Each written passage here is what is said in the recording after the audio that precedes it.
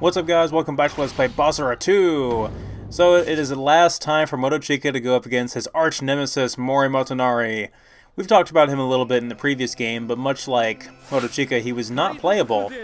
It's interesting. These two are very influential on the series. I don't really know if their rivalry actually is accurate to history, or it was even portrayed anything like it is in the games, but it's whatever.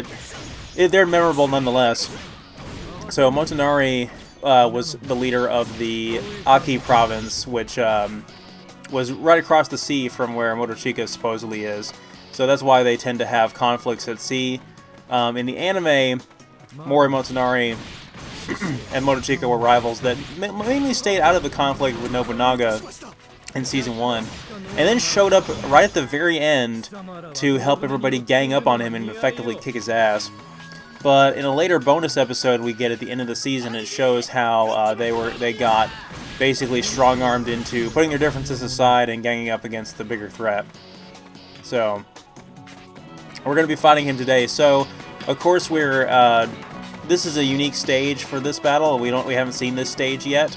Mori's stage in the other campaigns is very different, but we've met with minimal resistance so far. We're just going to walk right up to him and fight him. Alright, put up your dukes, you son of a bitch! So, Mori, I've looked at a lot of historical depictions of him, and he actually does have a stupid hat. Not quite as stupid as this stupid hat, but still a stupid hat. I believe how he's portrayed in Samurai Warriors and Romance of the Three Kingdoms as well. He has a stupid hat, but this stupid hat is the stupid hat to end all stupid hats.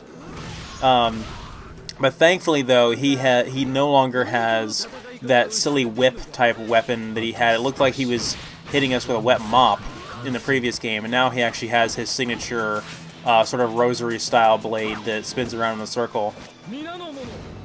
Ah, that cheap bastard, he's getting away. I knew this was too good to be true. Well, if there's one thing we can say about Mori is he was a brilliant tactician. So he lured us into a trap, unfortunately, so we've got to fight our way out.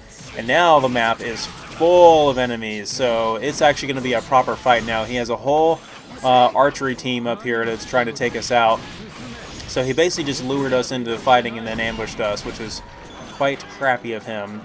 But Mori and Motochika, while they are pretty much neutral throughout the first season of the anime, and the first game for the most part, in Season 2 it becomes very apparent that Mori is the objectively bad guy, because in spite of being a pirate, Motochika is at least morally sound for the most part, as odd as that seems for a pirate. But he does sort of become more of the good guy, and Mori more of the bad guy, because he allies with Hideyoshi, obviously. And when Hideyoshi decides to punch the sea and win, as I explained earlier, and they take over Motochika's nearly destroyed Fugaku, and Mori takes it for himself and modifies it to not have the giant cannons on it, but to have the giant Archimedes death ray with a giant mirror that sets things on fire, and it's ridiculous. But luckily Yukimura, after having a identity crisis and a lust for purpose, sort of, manages to grasp his wits about him and finally go after Mori and defeats him. So that was pretty good. Mori and Motochika, again, I'll talk more about their involvement in Season 3, or in the third game as well, but their tendency to be neutral until a greater conflict, basically their allegiance is to the highest bidder, it seems like, which is fair. I mean, Motochika only seems to fight for someone else when it suits the interests of his people, whereas with Mori seems to pick a side based on the interest of who is more influential to allow me to actually conquer stuff. And even Mori planned to betray Motochika. I'm sorry, not Motochika. Mori even planned to betray Hideyoshi after everything was said and done. So he wasn't even allying with the most powerful person in the country was not enough for him, it seemed. So the two secondary attacks I've got right now, I really like this one because it allows us to, it's sort of like a two-hit combo that's fire elemental, and it sends the enemies flying back really far. We demonstrated it when we were fighting Mori earlier. Man, we were just getting lit up with arrows right here. trying to clear out these command units so hopefully the nearby enemies will scatter. Doesn't seem to work with the archers though, but we'll get around there and take them out eventually. I feel like I'm a little bit better at dodging arrows in this game than I was in the first game, maybe because they're more visible. But yeah, I'm low on health. I gotta get through these barricades, and I gotta get some health back, so we'll do what we have to. There's a guy with a chest. Hopefully he'll have some health before we have to fight Mori again. But yeah, Mori's gameplay style is actually quite a bit of fun. I would have liked to have demonstrated him alongside Motochika and played as both of them in this game because they are newly playable to Basara 2.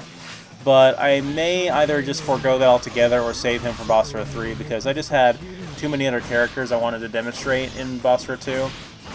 But if anything, maybe I will go ahead and do... I may have to skip him in Basara 3 as well because I have a lot of characters lined up for Basara 3, probably even more so than this game. But of course, I won't be doing the expansion for Basara 3 like I will be for Basara 2. The expansion for Basara 3 is called Utage, and we'll comment more on that when we get to Basara 2 Heroes because the two games tie in to a certain extent. I would like to own Utage and play it, but I probably wouldn't do the Let's Play of it. There's only a couple of characters that would be worth showing off in that game. Anyway, so again, Mori is light elemental, I believe. He is constantly talking about praising the sun and the power of the sun that guides him and all, his people and all that. He's voiced by Sam Riegel in the English dub for the anime and the third game, while Motochika is voiced by Patrick Seitz. I much prefer Motochika's English actor over his Japanese, which is interesting enough, because most characters I can go back and forth between, or I prefer the Japanese, but I really do like Patrick Seitz's delivery for, and I think he helped actually direct the dub for the anime. If you watch the Blu-rays for Season 2, you get to see him and the other director, I can't remember his name, the guy that did the voice of Maeda Toshie, and commenting on the episode and commenting on the dub, and the two guys are just hilarious to listen to. I highly recommend you guys look into that if you haven't heard it before. Alright, so we took quite a few hits there, actually got pretty low on health, but we managed to defeat Mori. So now to move on to bigger fish to fry, if there are any.